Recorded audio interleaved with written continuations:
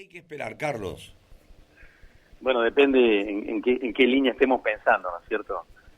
El presidente de la Nación dijo este fin de semana que ahora la economía o el país, la política entra en una segunda fase, después de, como vos decías, aprobar la ley base y el pacto de mayo. Ayer hubo una declaración complicada del presidente, porque en realidad desdijo algo que había planteado la semana pasada. ¿Te acordás que hace más de una semana el ministro Caputo habló de 3 etapas de la economía? Conseguir el equilibrio fiscal, que ya se había conseguido, emisión cero, que era la etapa que empezaba ahora, y reactivación y crecimiento y salida del cepo en algún momento sin fecha. Pero el presidente ayer dijo, al pasar, no en una conferencia de prensa, sino ante un periodista, dijo, para levantar el cepo cambiario, la inflación y la tasa de devaluación deberían acercarse a cero. En realidad, él la semana pasada había dicho que tenía como objetivo para llegar a fin de año inflación del 2% mensual, pauta devaluatoria del 2% mensual y tasa de interés en el sistema del 2% mensual. Llegar a noviembre, diciembre, alineadas esas variables, la economía se estaría acomodando para iniciar un proceso de recuperación. Acá hay discursos que van cambiando, porque en realidad pensemos, ¿te acordás? Ya no hay ningún funcionario del gobierno argentino diciendo, como dijo el jefe de gabinete, que en la segunda parte del año iba a haber una reactivación vigorosa. ¿Te acordás aquella frase? Sí. En realidad, obviamente, a ningún funcionario del gobierno argentino se le ocurre decir una cosa como esa, porque obviamente que para el gobierno es un dato positivo la firma del Pacto de Mayo, es un dato positivo la aprobación de la ley base, pero como hemos hablado, Miguel, en otras oportunidades, eso no va a hacer que la economía se reactive mágicamente en los próximos meses. Son señales, en todo caso, positivas al mediano y al largo plazo. Coincidimos en que la economía está encontrando el piso de la recesión. Fíjate que hoy aparece un dato de CAME para Córdoba, en realidad, donde dice que las ventas minoristas, a nivel de los comercios pymes, se recuperaron un 1,2% en el mes de junio con respecto a mayo. Sí. Claro, interanualmente han caído 22%. Entonces, claro, ¿estamos en el piso de la recesión? Sí. Lo que viene es una recuperación alegre, simpática, obviamente que no. Decir que la economía se recupera a nivel de ventas el 1,2% en un mes, cuando se te cayó el 22% en un año, obviamente a quien está en la calle actuando a un comerciante es como que no se le mueve el amperímetro, ¿no es cierto? De tal manera que, por más que estamos en el piso de la recesión y por más que cabe esperar algún proceso de recuperación, va a ser algo muy discreto de cara a lo que resta del año y de ninguna manera va a alcanzar para compensar en la mayor parte de los sectores productivos las fuertes pérdidas que se han producido a lo largo del año.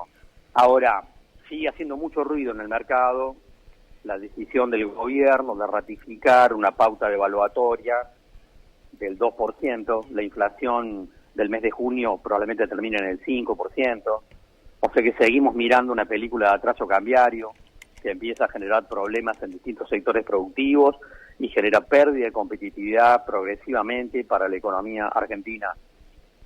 Los mercados obviamente pueden haber mirado el desfile ayer del 9 de julio y qué simpático la firma del Pacto de Mayo, pero acá hay variables que están desalineadas y que están obviamente generando y que van a seguir generando más incertidumbre y volatilidad en los mercados en las próximas semanas, Miguel. Bueno, Carlos, en ese concepto de cambio de discurso al que aludís, están los famosos pasivos remunerados del Banco Central y los puts. ¿Sí? ¿Nos podrés explicar qué caramba son los puts y los pasivos remunerados? Dice, cuando terminó de hacer eso, vamos a abrir el cepo. ¿Qué son esos? Claro, porque el Banco Central ha absorbido dinero básicamente de los bancos a lo largo de los últimos tiempos, y en realidad emite plata para pagar los intereses de eso. ¿Te acordás las LEVAC, después fueron las LELIC, ahora son los pases? Son deudas del Banco Central con la sociedad, indirectamente, porque son deudas con los bancos. Los pases y las LELIC, ¿te acordás? Eran de los bancos. Sí. pero en realidad obviamente es un pasivo del Banco Central. Pero lo que han decidido es transferir esos pasivos del Banco Central al gobierno argentino, al Tesoro Nacional, en realidad para sanear, llamémosle así, el balance del Banco Central.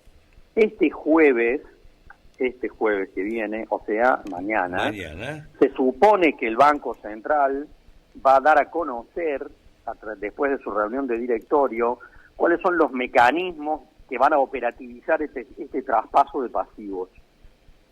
Se supone, en realidad se suponía que iba a ser el jueves pasado, Miguel. O sea, lo trasladaron a este jueves. Probablemente haya un aumento de tasa de interés en el sistema financiero, probablemente decidan eso, no es seguro, pero probablemente sí. Pero sobre todo va a haber una definición de cómo se van a traspasar esos pasivos. El sistema tiene mucha incertidumbre con respecto a esto, porque obviamente es un mecanismo que hay que operativizar con mucha prolicidad para que funcione de una manera eficiente y no genere problemas. Claro.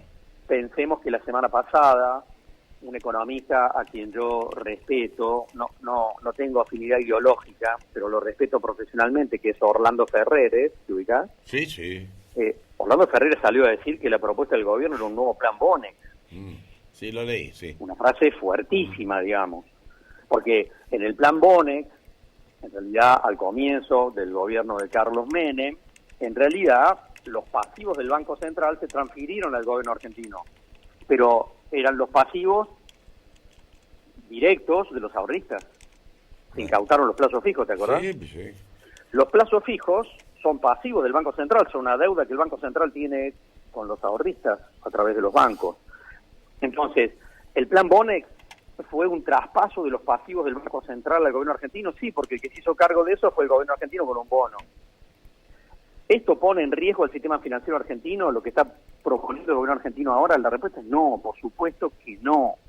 Lo que vamos a conocer a partir del jueves es un mecanismo a través del cual se supone que si todos son racionales, va a haber un proceso de acuerdo entre el Banco Central y los bancos comerciales, el Banco Nación, el Banco Galicia, el Banco de Córdoba, el Banco Macro, todos los bancos que operan en el sistema, para acomodar el traspaso de esos pasivos desde el Banco Central al gobierno argentino, porque los pasivos del Banco Central, como decíamos hace un rato, están en letras que tienen los bancos. O sea, los acreedores del Banco Central son los bancos. Lo que pasa es que los bancos operan esas letras a través de los ahorros de sus clientes. Yo confío, por supuesto, que esto se va a hacer con prolicidad y sin disrupciones, de tal manera que no haya sobresaltos en el mercado, pero el jueves veremos cuál es la operatoria concreta, cuál es el proceso operativo a través del cual el Banco Central le va a proponer a los bancos este traspaso de pasivos. ¿Alguien de los bancos se pueden negar? No, no se van a negar, por supuesto que no, de ninguna manera. Los bancos van a acceder a lo que les plantee el Banco Central de la República Argentina porque, por supuesto, que no tienen otra opción. Bueno, Carlos, el tema inflación... Quiero que aclarar esto, Miguel, por las dudas que alguien se haya asustado. Sí. No hay ningún riesgo sobre los depósitos de los ahorristas. Es bueno reforzar ese concepto, ¿sí? Porque No estamos hay ningún riesgo. muy sensibles en cuanto a eso. Finalmente te recuerdo el número de la inflación. Habías dicho vos, siempre dijiste, que bajaba hasta el 5%, que después era difícil más hacia abajo. Bueno, estamos en el 5, 4, 5. Estamos en el 5 probablemente este mes.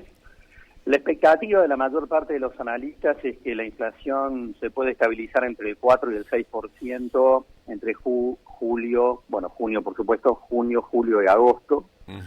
Y que de cara al último trimestre del año, si la política económica funciona razonablemente bien, yo sigo pensando que en el último trimestre del año la inflación debería estabilizarse no entre el 4 y el 6%, sino entre el 2 y el 4%. Bien, vamos a quedar con ese guarismo.